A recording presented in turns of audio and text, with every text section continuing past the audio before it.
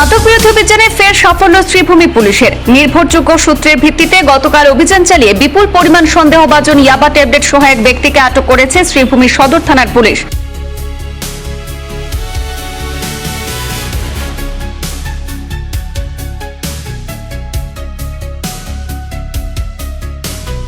শ্রীভূমি থানার একটি পুলিশ দল শরীফনগর এলাকায় অভিযান চালিয়ে এক অভিযুক্তকে আটক করে এই সফলতা লাভ করেছে। পুলিশ সূত্রে জানা গেছে, আটক ব্যক্তির নাম সাবির আহমেদ, বয়স ৩৬ বছর। সে পুয়ামারা মেদল পার্ট 1-এর আব্দুল শুকুরের পুত্র।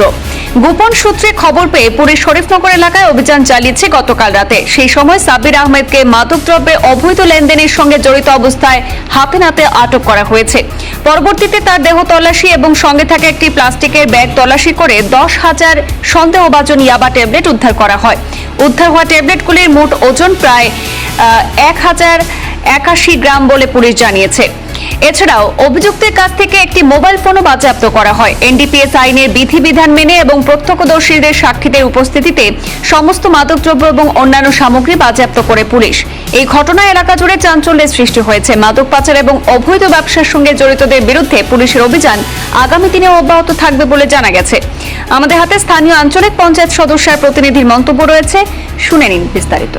আধা ঘন্টা আগে আমার বাড়ির থেকে এখান থেকে একটা ফোন গেছে যে ড্রাগস ধরে রয়েছে। আমি তাড়াতাড়ি আইলাম, এটা আমার বাড়ির দ্বারা শরীফনগর ভিলেজ। আমার ইচ্ছা হইল যে আমার গ্রামের নেখাও জড়িত আছে, প্রথম কত হইল আমার এটা কেন এই দেখলাম না আমার গ্রামের কেউ নয়, মানুষটা অপরিচিত। দেখলাম পুলিশের মানুষ এখানে কাজ করে ড্রাগস ধরছে। ড্রাগসগুলিও আমি চিনি না, কিন্তু ড্রাগস যারা করেছে অতটুকু দেখলাম। এখন পর্যন্ত কাজ চলছে, আপনারা দেখা। মানুষের নাম জানছেন নাকি? জানছি না এখন।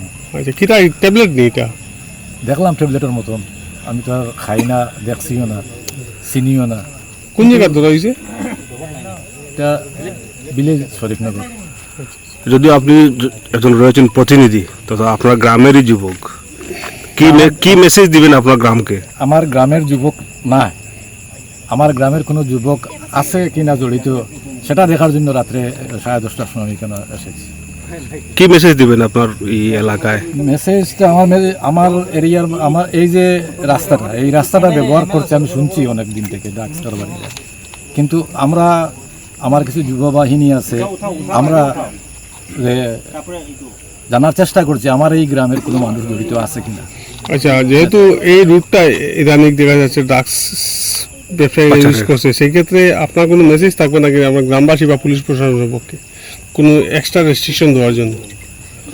এক্সট্রা রেস্ট্রিকশনের জন্য আমার একটা কথা হলো যে এই রাস্তাটা এই দিকে গিয়া যাত্রাপুরের দিকে বেরিয়েছে, নীলামবাজারের দিকে, যার লাগে এই রাস্তাটা একটা করিডোর হিসাবে ব্যবহার করছে ওরা। আর বদনামি হচ্ছে শরীফনগর ভিলেজ। যার জন্য আমি বলবো যে পুলিশ প্রশাসনের অনুরোধ রাখবো যে এটা পেট্রোলিংয়ের ব্যবস্থা করা এই রাস্তাটা। এবং এদিকে এই আমার খাফলার উপরে আগে ব্রিজ আসিল না, ব্রিজ না থাকার কারণে এই যে এই রাস্তাটা তারা ব্যবহার করতো না, কিন্তু এই ব্রিজটা হওয়ার কারণে শহরের সাথে এটা যোগাযোগ হয়ে গেছে, যার লাগে এইটা করিডোর হিসেবে ব্যবহার করছে। যদিও এই রাস্তাটি মানুষের সমাগমটা কম, মানে পুলিশ প্রশাসনের কাছে কোনো দাবি রাখবেন?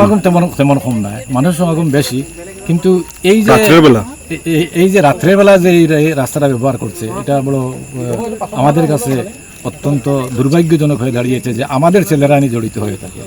তো এখন পর্যন্ত আমার এই 3-4টি ভিলেজের কোনো ছেলে এখন পর্যন্ত ড্রাগসের সাথে জড়িত বলে আমরা দেখছি না।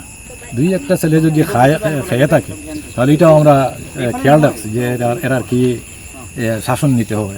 এবং এই সে ড্রাগসের প্রতি আমরা বড় কোনো সভা হলে, আমাদের গ্রামের কোনো বিচার সভা হলে আমরা এটাকে আমরা বাধা দিই এবং সব গার্জেনকে আমরা জানিয়ে দিই যে ড্রাগস থেকে মুক্ত রাখার জন্য ছেলেমেয়েদেরকে আপনারা চেষ্টা করুন, এটা আমরা চাই।